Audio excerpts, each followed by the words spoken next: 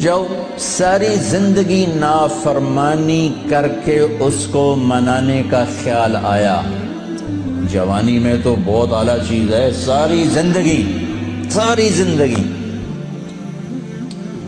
وہ کیا کرتا ہے؟ من تقرب الی تلقیتہ من بعید۔ کوئی تمہارا خصوصی دوست مہمان آئے تو تم باہر نکل کے ویلکم کرتے ہو۔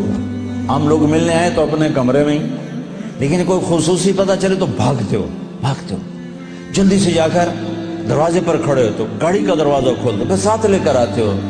وہ شہنشاہ کہہ رہا ہے زندگی بھر کے گناہ لے کر کوئی مرد عورت جب مجھے منانے آتا ہے تو میں آگے بڑھ کے اس کا استقبال کرتا ہوں، آگے بڑھ کے، وہیں بیٹھے ہوئے آگے بڑھ کے تلقیتہ من بعید، میں خود آگے تک جاتا ہوں اسے ساتھ لے کے۔ آگے کب سے تیرا انتظار تھا، اللہ کو کیا ضرورت کسی کی؟ ایک مرد عورت توبہ کر لے تو ساتوں آسمان پہ لائٹیں لگ جاتی، ساتوں آسمان میں لائٹیں۔ وہ کہتے ہیں یہ کیا چکر ہے؟ تو اللہ کی طرف سے اعلان ہوتا ہے ایک اللہ کے بندی نے توبہ کی ہے، اس کی خوشی میں یہ سب روشنیاں۔ اب شادیوں میں نہیں لائٹیں لگاتے، تو میرا اللہ اتنا خوش ہوتا ہے کہ ساتوں آسمان پہ روشنیاں۔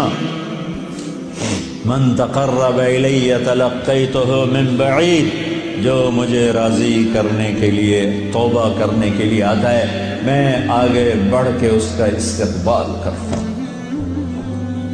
ومن اعرض عنی، اور جو نہیں آتا اس کے ساتھ کیا کرتا ہوں؟ نادیتہ عن قریب، اس کے پاس میں خود چلا جاتا ہوں، آجا مجھے منا لے، آجا مجھے منا لے۔ اولک ربنا غیر، کوئی میرے جیسا اور رب ہے؟ کوئی میرے جیسا اور رب ہے؟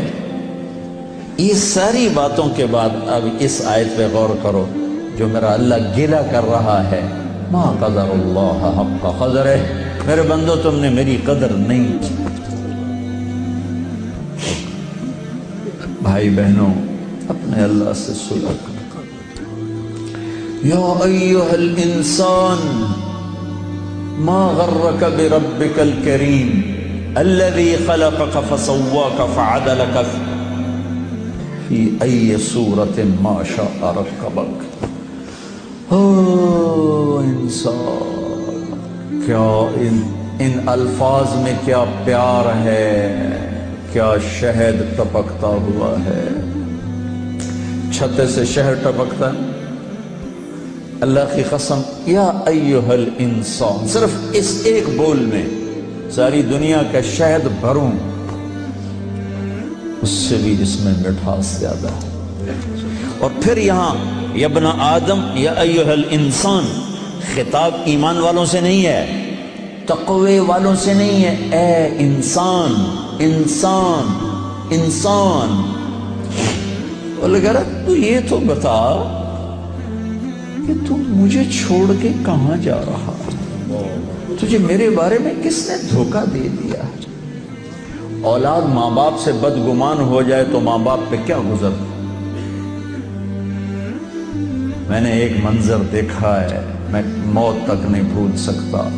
ایک بیٹا باپ سے کہہ رہا تھا تو آج تک میرے واسطے کی بنایا ہے؟ بیٹا باپ سے کہہ رہا تھا، میں دیکھ رہا تھا باپ بیٹے کے ایکسپریشن، بیٹے کے چہرے پر غضب، غصہ۔ تو آج تک میرے واسطے کی کیتا ہے؟ تو آج تک میرے واسطے کی بنایا ہے؟ ہوئے ہوئے ہوئے ہوئے ہوئے، میں اب رو رہا ہوں، 40 سال پرانی بات، کہ جو اس باپ کے چہرے پر جو ایک غم تھا، ایک رنج تھا کہ میرے ہتھاں دا بال اج مینوں آدا تو میرے واسطے کی بنایا ہے؟ جو اس باپ کے چہرے پر ایک کرب تھا، وہ صرف اتنا کہہ رہا تھا، اچھا میرا پتر، کوئی بات نہیں کر رہا تھا، میں اتنی کہہ رہا تھا، اچھا میرا پتر، اچھا میرا پتر۔ پتر ہماری زبان میں بیٹے کو کہتے، اچھا میرے بیٹے، اچھا میرے بیٹے۔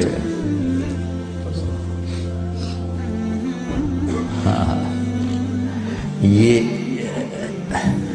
یا ایہا الانسان میں اللہ یہ کہہ رہا ہے میرا بندہ میرے بارے میں دھوکہ کھا گیا تھا، میرے بارے میں بدگمان ہو گیا ہے، کیا ہو گیا ہے؟ آ تو صحیح، پھر میری رحمت تو دیکھ، آ تو صحیح۔ حضرت عمر رضی اللہ عنہ کے زمانے میں ایک شخص گویہ تھا، وہ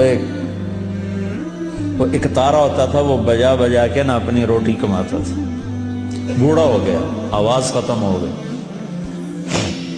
فاقہ آ گیا، تو گانا بجانا کوئی اچھا کام تو ہے نہیں، تو گیا جنت البقیع میں، تو کہنے لگا یا اللہ جب آواز تھی تو لوگ سنتے تھے، روٹی بھی چلتی تھی، آواز گئی تو روٹی بھی گئی، اب اس بڑھاپے میں کہاں جاؤں؟ اللہ کو میرے رزق کا انتظام فرما، مجھے معاف فرما۔ عمر رضی اللہ عنہ مسجد میں سوئے ہوئے تھے، ان کو خواب میں آواز آئی، میرا ایک بندہ جنت البقیع میں مجھے پکار رہا ہے۔ کس کو آواز آئی؟ عمر۔ کس کے بارے میں؟ گانے والا۔ عمر رضی اللہ عنہ ننگے پاؤں دوڑے، ننگے سر،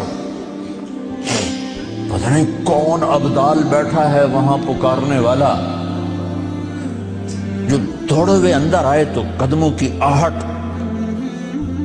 تو وہ گویے کی نظر پڑی، عمر آ رہے اور دو ننگے سر ننگے پاؤں، نے کہا ابھی آج میری خیر نہیں، وہ اٹھ کے دوڑنے لگا، تو اس نے کہا ٹھہرو ٹھہرو ٹھہرو ٹھہرو، میں خود نہیں آیا ہوں، مجھے بھیجا گیا ہے۔